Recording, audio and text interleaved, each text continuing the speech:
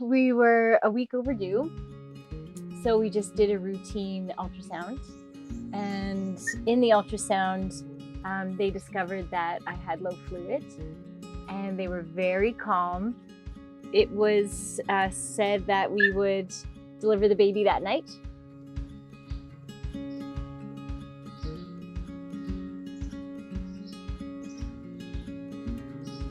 Angus couldn't be there because of COVID. He couldn't be in the ultrasound room. Yeah, well, I mean, at the moment, it was terrifying. Also because the cord was around Pippa's neck.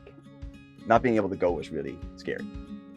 And a little bit feeling like, come on, what's happening?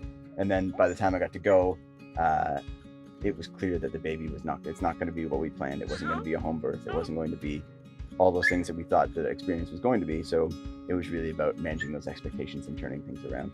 But as soon as we got to the hospital, the care was fantastic, and the midwife was wonderful, and it started things on a good path despite the fear of it all. So we were induced, and it seemed like time went very fast because you wanted to come out.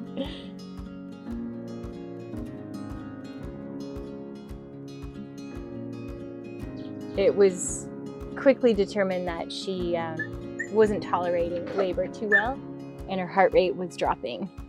Yeah, seeing the two, they had the heart monitor with Nikki's heart rate and the baby's heart rate, and the baby's heart rate just started to plummet.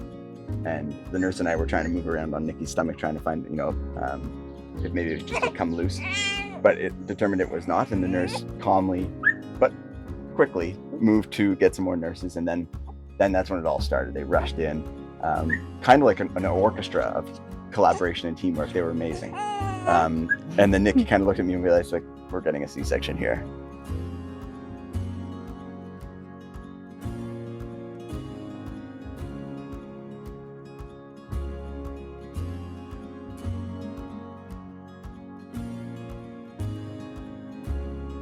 I was basically just like, please God, please God, please God. I was really just trying to stay calm and just hoping that everything was okay, because it was really a scary moment when the whole thing started to rush and all the people came in.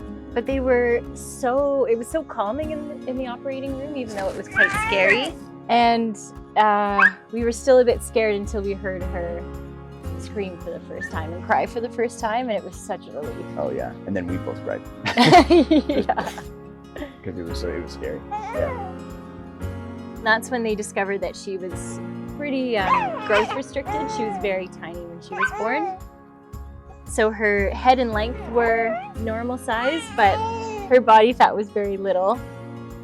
It quickly became an issue of how are we going to feed the baby enough to make sure she doesn't have to go. She was very close to going to CHIO, and we were very lucky that just the nurses were so skilled and had such expertise in that area that they created a plan almost right away that we could work to try and make sure that she gained weight and didn't use, because she couldn't breastfeed because it was using too many calories and she didn't have calories to burn to suck.